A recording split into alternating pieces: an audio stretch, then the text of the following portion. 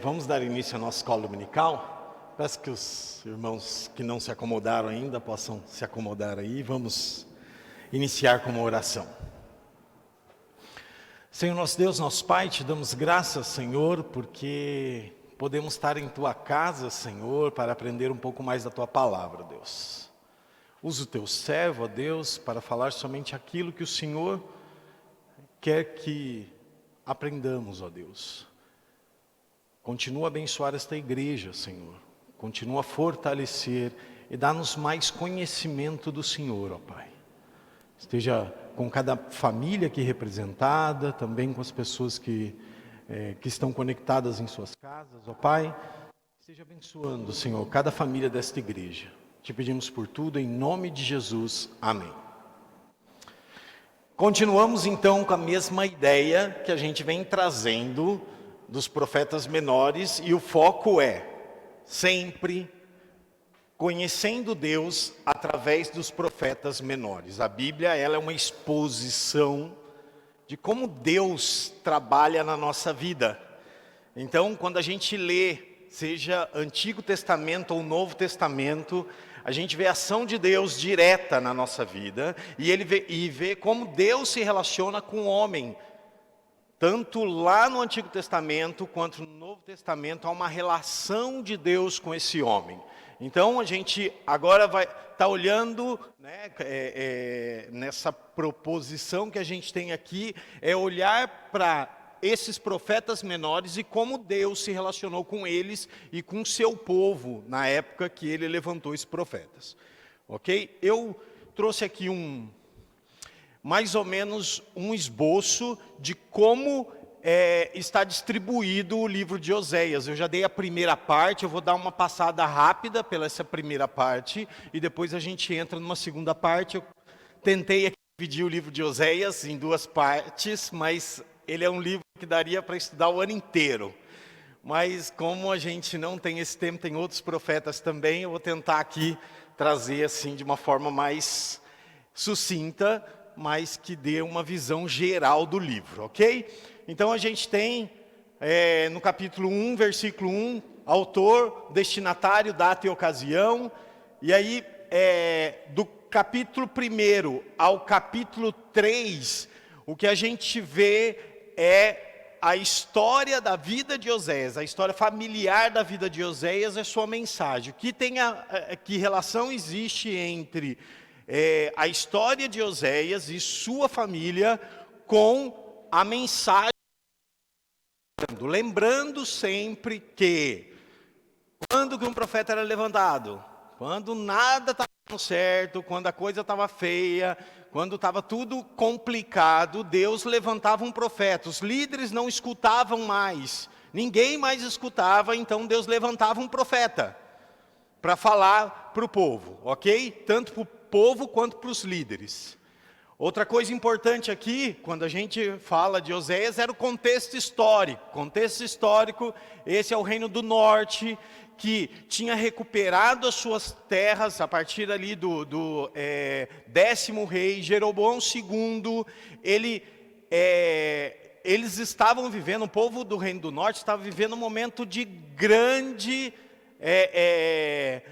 eles estavam tendo muitas benevolências, eles estavam tendo muito dinheiro, eles estavam vivendo uma vida boa, e isso os faziam não buscar a Deus como deveriam buscar, ou não depender de Deus como deveriam depender de Deus.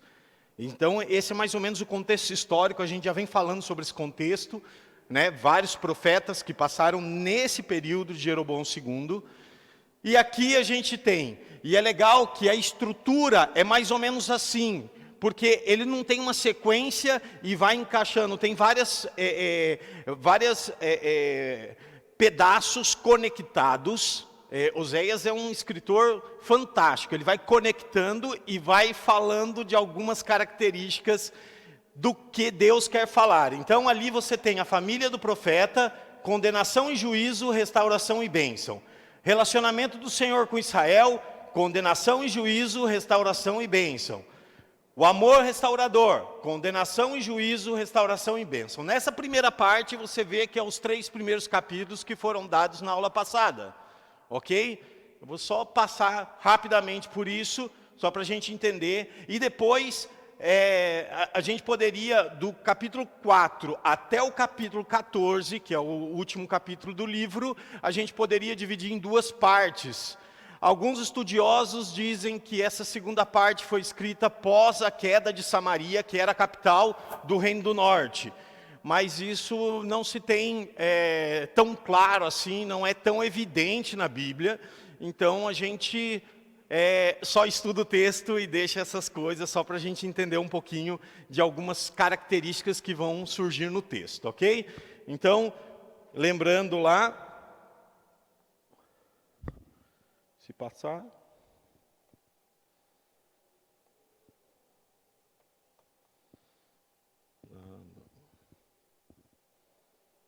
Foi. Então a gente falou sobre o autor, não tem muita coisa sobre o autor, só fala os reinos que estiveram, tá? Então não tem muita coisa. Tem um mandamento para ele se casar. A gente discutiu na aula passada sobre se isso é real ou não. Eu parto do princípio que isso é real exatamente para vivenciar a mensagem que Oséias tinha para passar para o povo.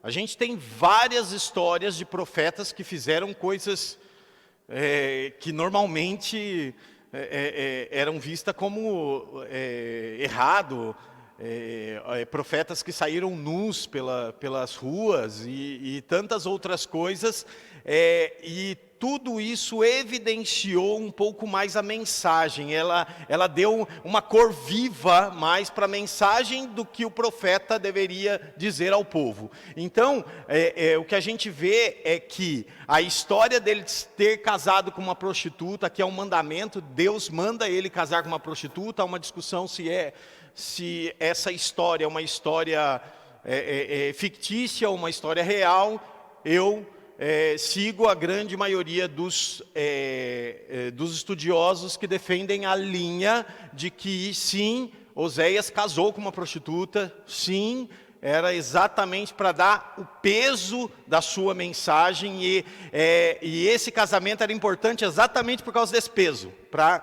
mostrar o quanto era terrível o pecado do povo. Então, aí a gente tem, né, ele manda casar. Depois a gente tem o nascimento de Jezreel, o primeiro filho, e o nascimento de Jezreel, aí a gente já tem algumas coisas, porque Jezreel era um vale onde eles tinham ganho batalhas, e agora Deus está falando de julgamento, que eles vão perder batalhas aí. Então a ideia é exatamente essa, o primeiro filho demonstra esse julgamento de Deus. Aí você tem o segundo filho, que é Loruana desfavorecida. Deus vai tirar o seu favorecimento ao povo de Israel. Deus tinha escolhido o povo e vai retirar o favorecimento, não vai voltar e trazer favor a esse povo. Então aqui a gente já vê como é que Deus está triste com o povo, e aí quer demonstrar essa tristeza através do julgamento. E aqui a gente tem o último filho, não meu povo. Ele fala assim, ó, aqui vocês não são mais meu povo, vocês pecaram, e essa é a força do julgamento. A gente tem algumas, o ser humano tem umas certas dificuldades em entender julgamento. O mesmo Deus que é amoroso, ele também é juiz, e às vezes a gente tem uma certa dificuldade com isso, porque o juiz também é demonstração de amor. Às vezes a gente não entende isso, que é difícil isso. Mas a gente vai ver que no livro de Oséias isso fica muito claro com algumas coisas que ele faz. Demonstração de amor também é juiz, é julgamento, é disciplina. E a gente continua, né? depois dele falar todo esse julgamento, no no começo do capítulo 3, ele fala sobre restauração, a esperança, e ele muda os nomes dos filhos. A não favorecida agora vai ser favorecida, volta a ser meu povo, e ele volta e abraça esse povo. Então, a história de Oséias, da vida familiar de Oséias, é exatamente para mostrar algo importante aqui. A gente precisa entender, eu estou passando rápido, mas é porque é da aula passada isso, tá bom? Então, é só para a gente entender o seguinte, isso é fundamental. O que a vida de Oséias quer demonstrar é quanto o pecado que o povo estava fazendo contra Deus trazia sofrimento para Deus. E aí ele compara exatamente com uma das coisas que mais gera tristeza no ser humano, um dos problemas que mais geram tristeza no ser humano, que é a traição.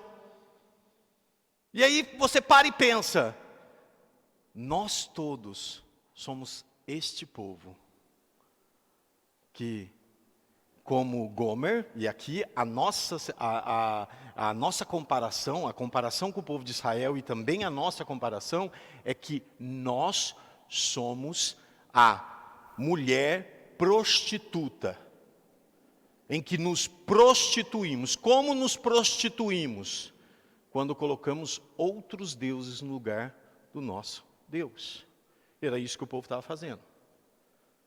O meu ego, tantas coisas que eu coloco na frente de Deus, é a minha forma de me prostituir diante de Deus.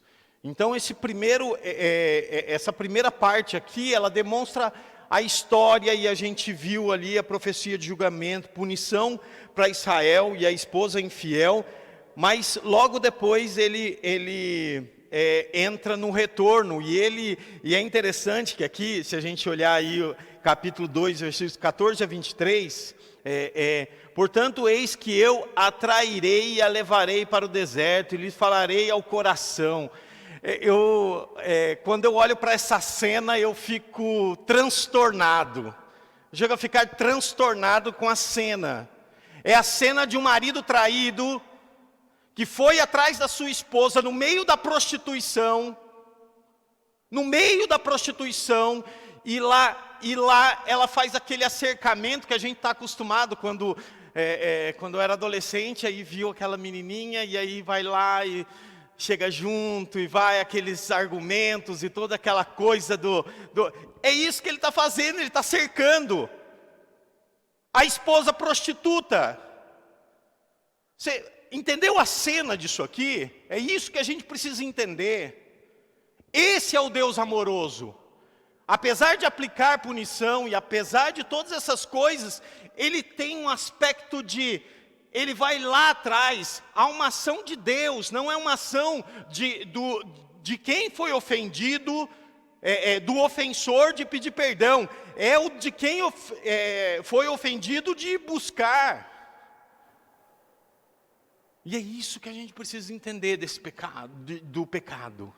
Essa nossa natureza pecaminosa, que nos coloca em uma posição de uma mulher prostituta. E é isso que ele está querendo demonstrar, é o peso que ele está querendo demonstrar. O grande problema nosso, e o grande problema da nossa sociedade hoje, é que a gente está acostumado com o quê? A gente pega a Bíblia e começa a ver quais são os pecados. Tem alguns pecados que são meio que fácil, bastante cometidos por mim, e aí eu olho naquele texto lá e falo assim, bom, não é bem assim. A Bíblia precisa ser atualizada. A Bíblia tem algumas coisas que foi lá, que não é. Por quê? Porque a gente tem um problema com o nosso pecado. Porque a gente tem problema, sabe com o quê? Da gente entender o quanto esse pecado machuca o nosso Deus. A gente não consegue ver isso.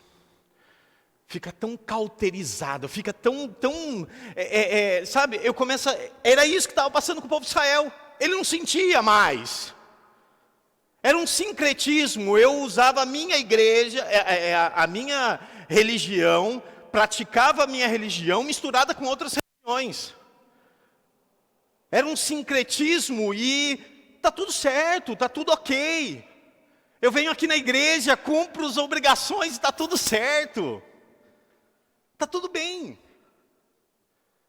Só que eu não consigo, e isso que a gente, é isso que Oséias está trazendo. Ele está trazendo o quanto esse pecado machuca Deus, e a gente precisa entender isso. A gente precisa entender isso, porque quando eu acordo de manhã, e eu lembro quem eu sou, eu me sinto dependente desse Deus. E é esse que essa primeira parte trata, é o quanto eu preciso desse Deus, porque eu tenho uma natureza pecaminosa, e é isso que o povo tinha ali, essa natureza pecaminosa. E aqui tem e aí quando eu olho para esse cortejo, para essa aproximação de Deus, para me atrair de volta, isso é fantástico, porque você olha para esse texto e fala assim, você quer entender como esse Deus é amoroso? Ele pune, ele repreende, mas ele vai buscar. E ele traz de volta.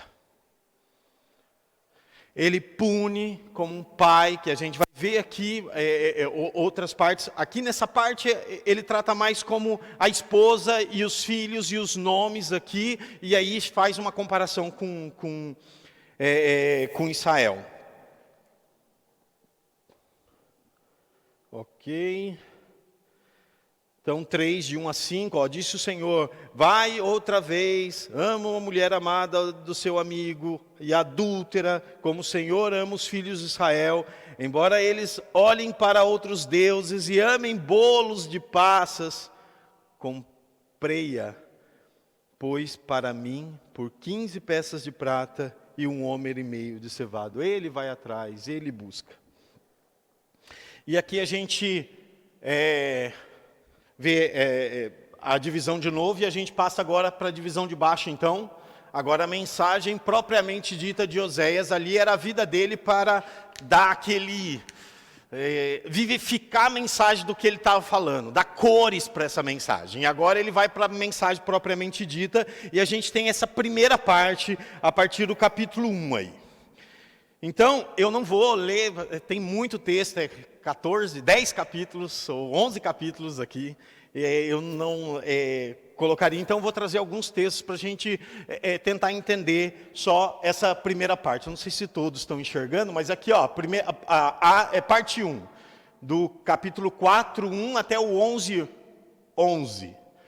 Condenação e juízo. Pensa agora, Deus está falando sobre condenação e juízo, uma mensagem direta para o povo de Israel, e falando condenação e juízo, ok?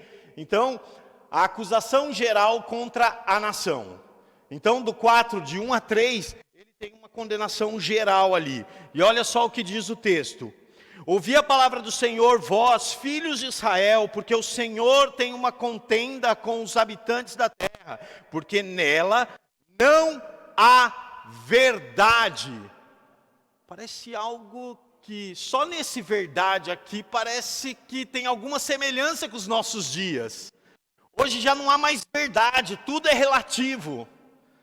E aqui a primeira coisa que ele acusa é que não há mais verdade. A nossa sociedade vive um momento de não é bem assim. A verdade não é tão verdade assim. Não é essa verdade, tem outras verdades. E aí entram os nossos problemas. Nem amor. A Bíblia já fala isso, no Novo Testamento que o amor ia se esfriar. E ali já faltava amor. Então ele condena em 3 pontos aqui. Falta da verdade, não há verdade. Nem amor e nem conhecimento de Deus. Falta conhecê-lo, falta relacionamento. E o que ele condena aqui é exatamente que eles praticavam uma religiosidade que não os levava a lugar nenhum, porque não havia relacionamento, conhecimento. O relacionamento é que gera conhecimento. Eu conheço Deus quando eu me relaciono com Ele. Aqui era o grande problema. Não havia conhecimento de Deus. Porque todas as pessoas que tinham vivido ou vivenciado tantas coisas no passado, você pega a história do povo de Israel, tantas coisas que eles passaram, eles já tinham passado os pais, e não foram passar de pai para filho essa forma de se relacionar com Deus. Então eles perdem aqui, falta da verdade, falta de amor e falta de conhecimento de Deus. O que só prevalece é perjurar, mentir, matar, furtar e adulterar, e há arrombamento e homicídio sobre homicídios. Por isso a terra está de luto, e todo o que mora nela desfalece. Com os animais de campo e com as aves do céu, e até os peixes do mar perecem. Olha o que o pecado, olha o que a ação pecaminosa do homem traz. Olha o que a falta de amor, falta da verdade, falta de conhecimento de Deus traz consequências para toda a humanidade. Isso a gente vê claramente nos dias de hoje. Não é só nos dias do profeta aqui. A gente vê claramente nos dias de hoje. A falta de 3 elementos aqui traz problemas catastróficos para toda a humanidade. E a gente passa ainda em condenação e juízo.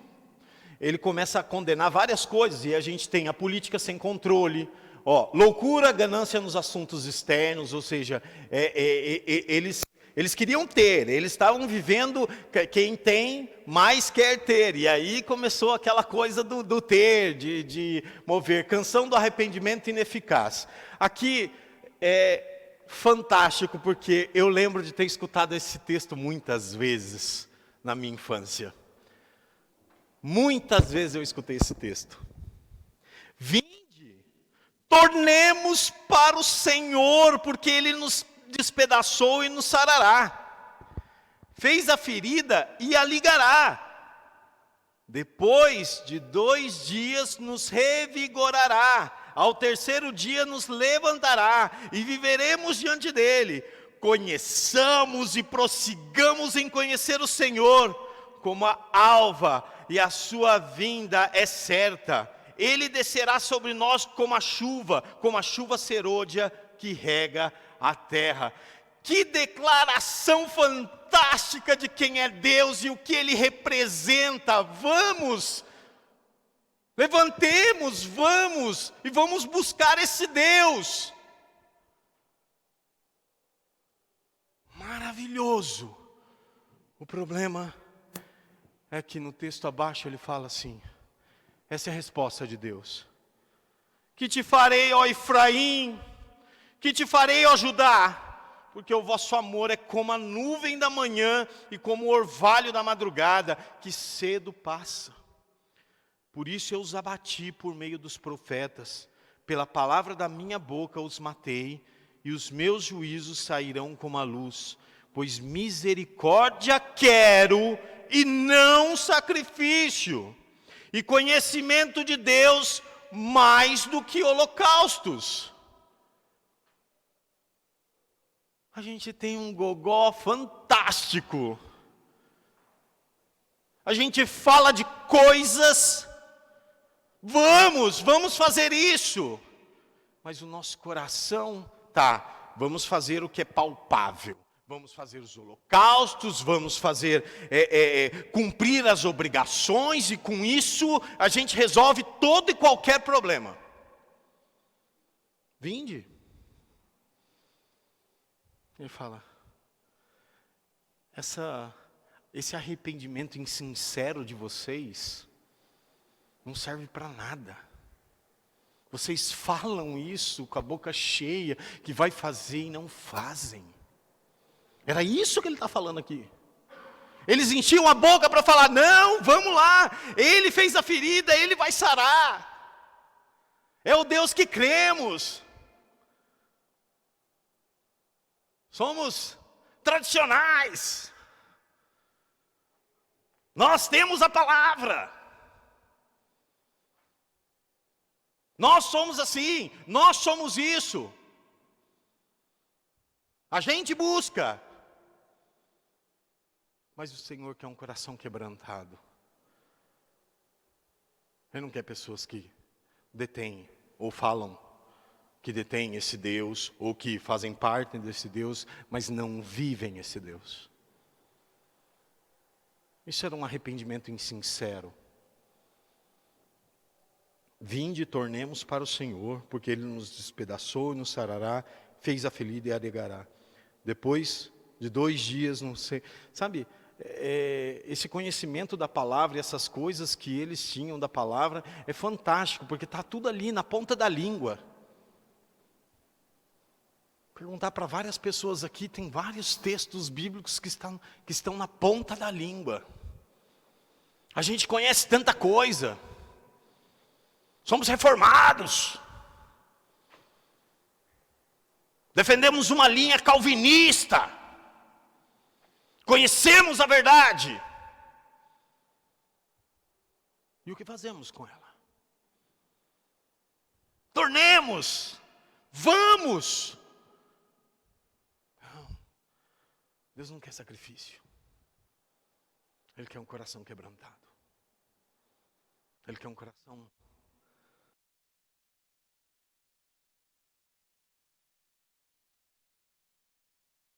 nossa natureza. Essa é a nossa natureza. A gente precisa lutar contra isso. E ele chama, parecem uvas no deserto, uma vide luxuriante, uma bezerra domada. Aqui entra que mais me chocam, porque se o texto começou, se a história de Oséias começa falando do pecado e que é como uma prostituta, uma mulher que se prostitui, isso é dolorido, isso é forte, levanta, eleva o poder desse pecado de destruição, ele traz vida.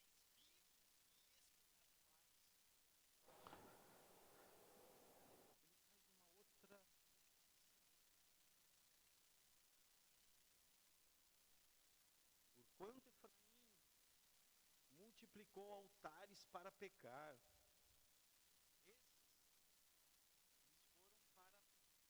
Esses lhe foram para pecar. Olha só. Aqui, ele está falando assim, eles multiplicaram os altares. Parece que agora vai. Eles estão comprometidos com a obra. Eles estão comprometidos com, em tese, o Evangelho.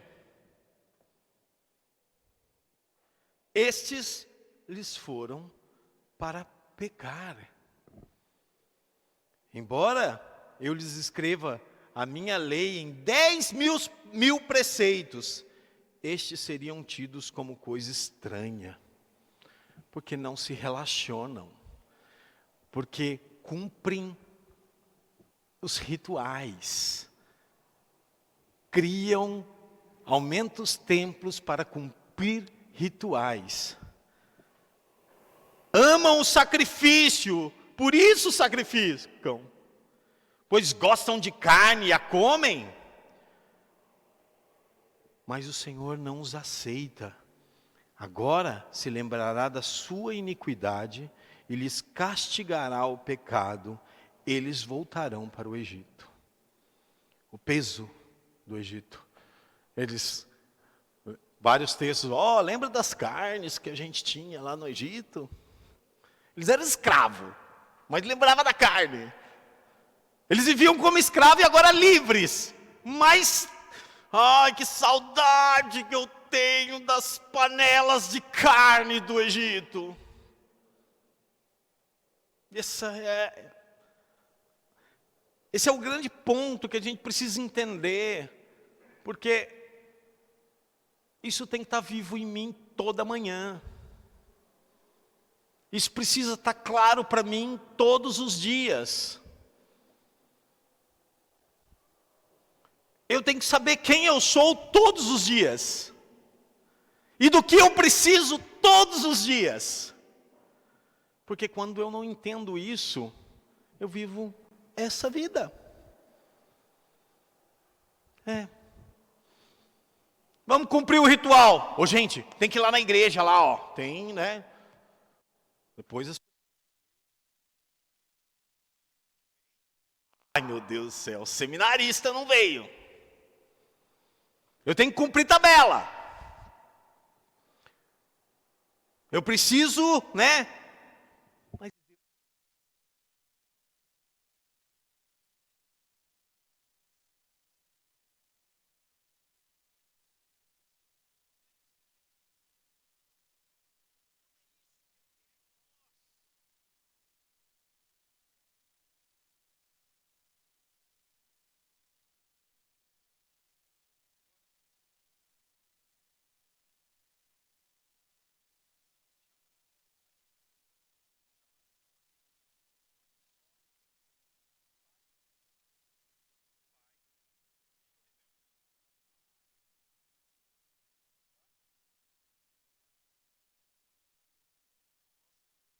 Porque esse texto traz vida, exatamente. Quando Israel era menino, eu quero que você pense agora, pai e os filhos. Você que já tem experiência de ser pai, lembre dos seus filhos agora. Você que ainda não tem essa experiência, pense no que ele está passando aqui. Quando Israel era menino, eu os amei, e do Egito chamei o meu filho. Quanto mais eu os chamava, tanto mais se iam da minha presença. Sacrificavam a Balaíns e queimavam incenso à imagem de escultura. Todavia, eu ensinei a andar a Efraim. Eu me lembro quando eu ensinei os meus filhos a caminharem. Eu me lembro disso. E quando eu vejo eles fazendo algo que não deveriam fazer, isso dói. Machuca. E é isso que ele está falando aqui. Se naquele ponto ele falou da prostituta, da mulher que se prostituiu, agora ele está falando aqui, ó, eu ensinei ele a andar. Eu entreguei meu tempo. Eu entreguei os meus preceitos. Eu ensinei tudo para ele. Mas eles adoraram outros deuses. Balaim.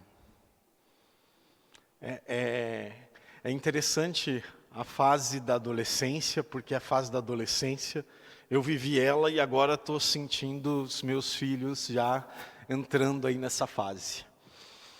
E o ponto crucial do adolescente é o seguinte, ele começa a perceber que ele é independente. Olha só que fantástico. Ele começa a entender que ele é independente. E aí ele consegue fazer as coisas por ele mesmo. Ele não precisa mais dos pais fazendo. Antes eu tinha que caminhar com meu filho, ali ó, até ele conseguir caminhar. Mas aí ele cria uma independência. O problema é que essa independência, muitas vezes, e aqui a gente precisa ter um cuidado, porque a independência é importante para os filhos, eles são feitos para serem independentes. O problema é quando essa independência os afasta. Quando eles saem. E aqui é isso que ele está falando. Queimavam incenso às imagens e esculturas, todavia os ensinei a andar, Efraim. Tomei-os nos meus braços, mas não atinaram que eu os curava. A independência cega. A independência cega, gente. Na aula anterior, a gente viu que Gomer, o texto vai contando que Gomer falava, eu vou atrás das pessoas que me pagam. Do que me pagam pelo fruto da prostituição. E aí, Deus fala, eu te paguei. Você não está entendendo? Foi eu que cuidei de você. Mesmo através deles, fui eu que cuidei. Era Deus que cuidava. E aqui, o texto segue o mesmo padrão. Eles não enxergam que sou eu que curava eles. Eu que estava ali. É isso que Deus está falando aqui, ó. Não atinaram que eu os curava. Atraí-os com cordas humanas, com laços de amor. Fui para eles como quem alivia o jugo de sobre as suas queixadas. E me inclinei para dar-lhes de comer. Não voltarão para a terra do Egito, mas o assírio será o seu rei. Aqui ele está falando o que vai acontecer com eles. Os assírios vão tomar a terra. Mas os assírios serão o seu rei.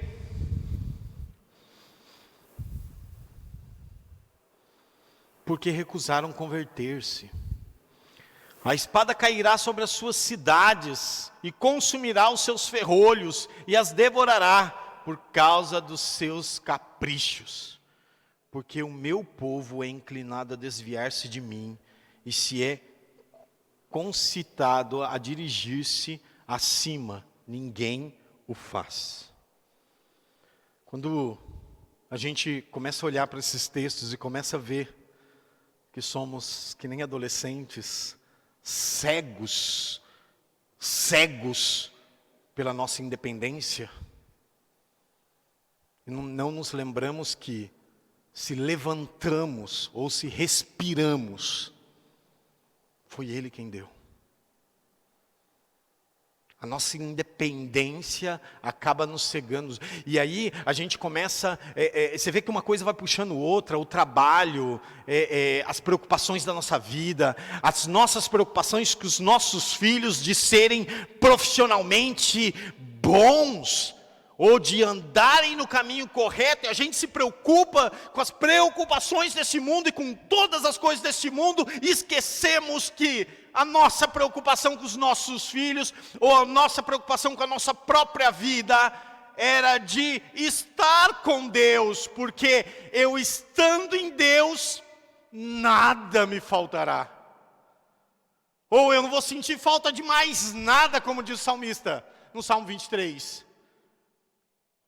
Sabe por quê? Porque Ele quem me leva para as águas de descanso, que refrigera a minha alma, que guia-me pelas veredas da justiça, é por isso.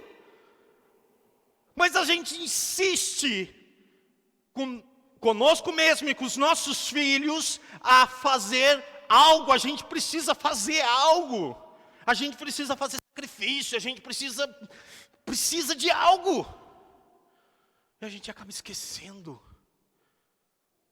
do principal. Descansa nele. Descansa nele. É isso que a gente precisa aprender. Porque a gente quer fazer. A gente quer garantir que as coisas funcionem.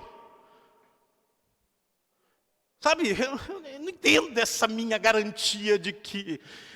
Peraí, que eu preciso correr aqui, ó. Dá licença aqui que... Estou aqui, ó. As coisas precisam acontecer. E isso acontece dentro da igreja, isso acontece nos nossos relacionamentos familiares, isso acontece no nosso relacionamento entre irmãos da igreja. Sabe, a gente parece touro, sabe? Coloca aqui, vai lá e não olha mais para nada. Porque eu preciso garantir isso. Sabe por que a gente não é suporte para o outro? Como a Bíblia fala para a gente ser?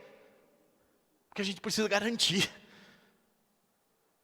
Aí não dá tempo de olhar para o outro. Não dá tempo de olhar para o lado. Tantas preocupações que a gente tem semanalmente. Tantas coisas que a gente tem semanalmente.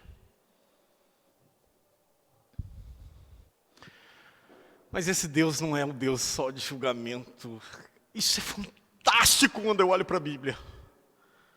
Porque ele olha para tudo isso e olha para esse filho rebelde, independente, que acha que... deixa comigo. Aqui, deixa comigo. E Deus olha para esse coisa. Dá a devida punição, sim. Mas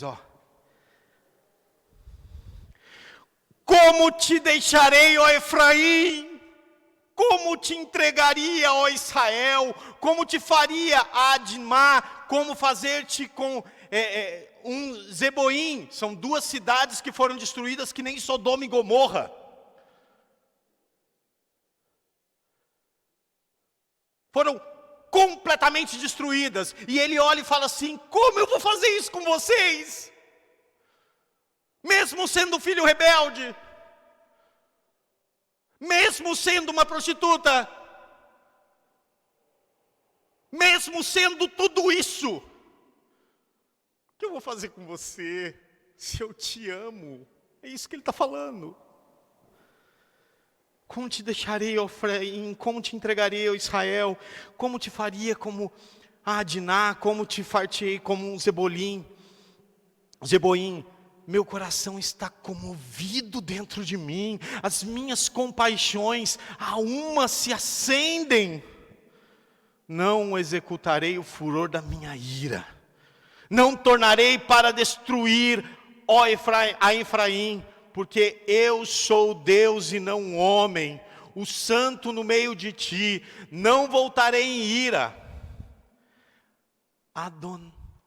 Andarão após o Senhor, ou seja, andarão para o Senhor.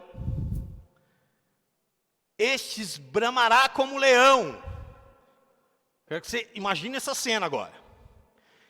E bramando, os filhos tremerão, virão do ocidente, temendo virão os passarinhos, os do Egito, e como pombas, os da terra da Síria, e os farei habitar em suas próprias casas, diz o Senhor. Eu me lembro quando era pequeno, a gente gostava de fazer arte. Eu acho que eu fui o cara mais arteiro da face da terra. Eu não conheço nenhum outro que chegue perto. Mas eu fazia muita arte. Subi no telhado da casa dos outros, caí em cima de carro, atrás de pipa. Fiz, inúmeras coisas.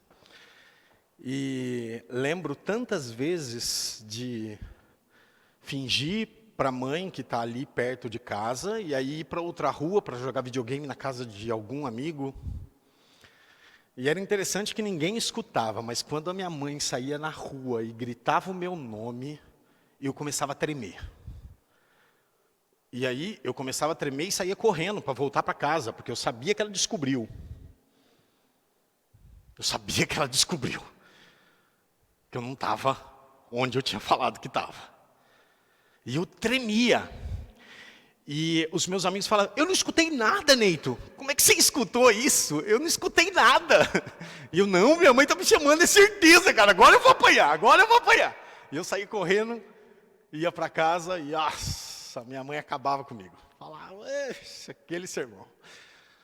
Quando não... umas palmadinhas que faziam tão bem. Mas, quando a gente olha para esse texto, eu fico imaginando nosso medo, muitas vezes, que a gente não percebe que Deus está aqui. Ele está aqui. Ele está. Quando eu falo aquela mentira, quando eu engano, quando eu não faço aquilo que eu deveria fazer, Ele está. Eu escutava a minha mãe: ela descobriu! Deus não descobriu. Ele sabe. Ele sabe. E olha só, aqui, o que ele está falando? Às vezes a gente tem dificuldade em entender essa coisa do medo e desse conceito de medo e de respeito. A gente tem que ter cuidado com algumas ideias. Uma criança, ela não tem respeito porque ela tem respeito. Essa aí é uma pessoa muito importante para mim, então vou ter respeito por ela. Não. Ela tem respeito porque ela tem medo. Pode pegar qualquer criança, ela tem respeito porque ela tem medo. Não é porque, não, ela tem respeito porque ela tem medo. Ela olha assim e fala, não vou fazer isso não, vai dar ruim. Vai dar ruim. Eu lembro com a minha filha pequenininha, meses. Falava, não põe a mão aí. Ela olhava para mim assim, olhava e ia com a mãozinha assim, olhando para mim, desafiando. Olhando para mim. Não tinha nem um ano. E aí você dava só para sentir um pouquinho. Aí na próxima vez que ela ia fazer, ela já não fazia mais, porque agora ela tem medo. Só que o respeito é algo que vai sendo construído. Por quê? Porque é algo que vai assimilando.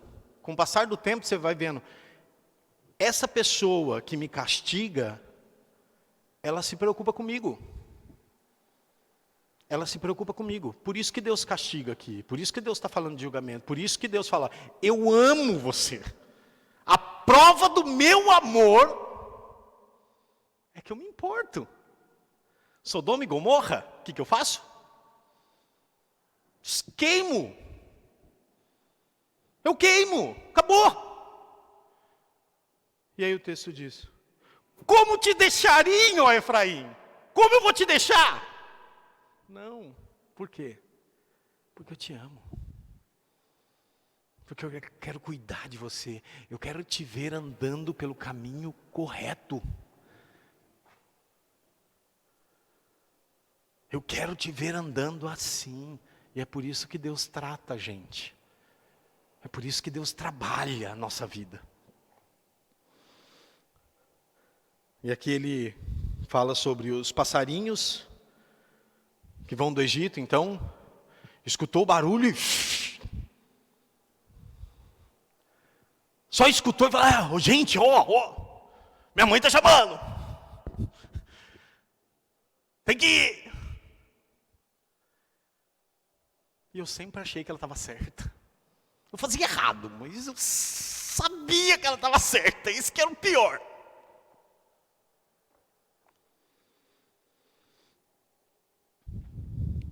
Segunda parte, agora.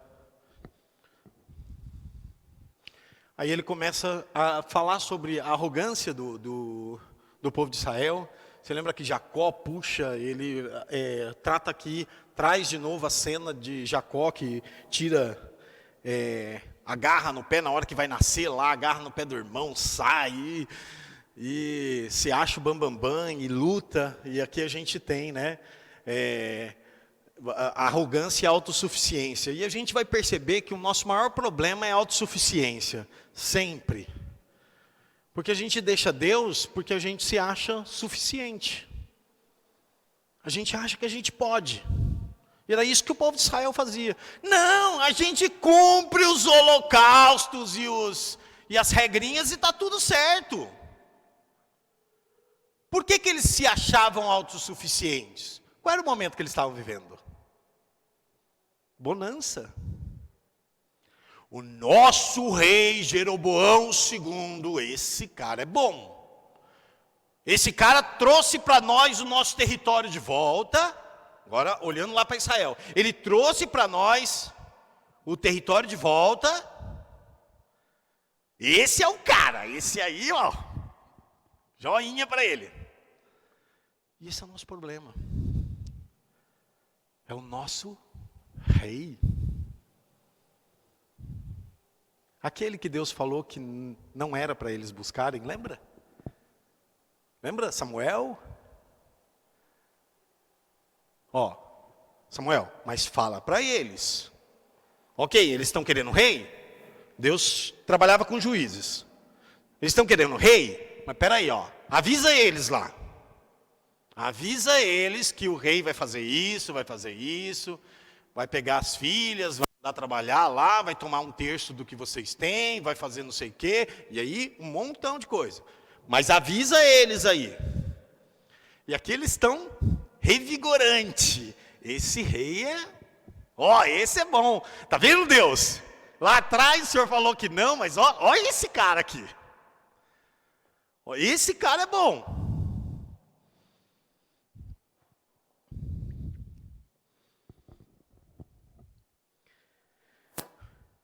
Porquanto Efraim me cercou por meio de mentiras, e a casa de Israel com enganos, mas Judá ainda domina com Deus e é fiel com o santo. Oséias 11:12. Efraim apacenta o vento e persegue o vento leste todo dia, multiplica mentiras e destruição, e faz alianças com a Síria, e o azeite se leva ao Egito. Eles dão soluções para tudo. E eles vivem uma mentira. Eles vivem acreditando que isso que eles estão confiando está perfeito, está tudo certinho. Esse rei que eles enchem a boca para falar, está tudo certo.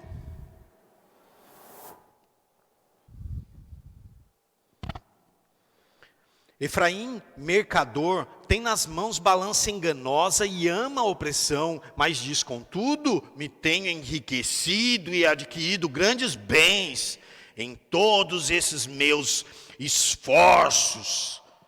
Não acharão em mim iniquidade alguma, nada que seja pecado.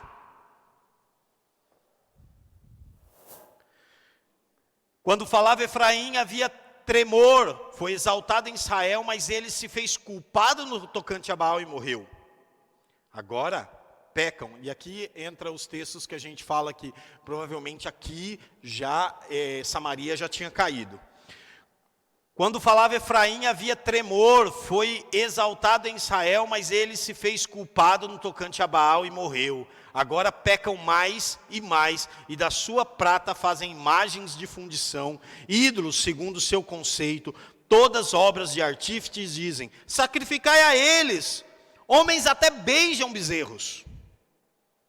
A tua ruína, ó Israel, vem de ti, e só de mim o seu socorro. A tua ruína vem de ti, e só de mim o teu socorro. Eu preciso gravar isso todo dia. Todo dia. As minhas obras são más. Se eu não depender desse Deus todo dia, é ruína. Onde está agora o teu rei? E agora ele vem e fala, onde está agora o teu rei, para que te salve todas as tuas cidades? E os teus juízes, dos quais dissestes, dá-me rei e príncipes. Dei-te um rei na minha ira, e tu tirei no meu furor. Eu dei o rei que vocês pediram, dei príncipes que vocês pediram. Com alegria? Do jeito que eu queria? Não. Na minha ira. Eu aceitei.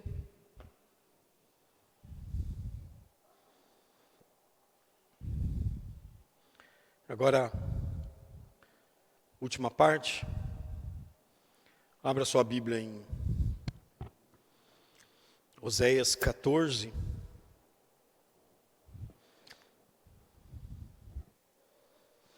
A súplica do arrependido, ele termina o livro falando sobre a súplica do arrependido primeiro, versículo 1 ao versículo 3.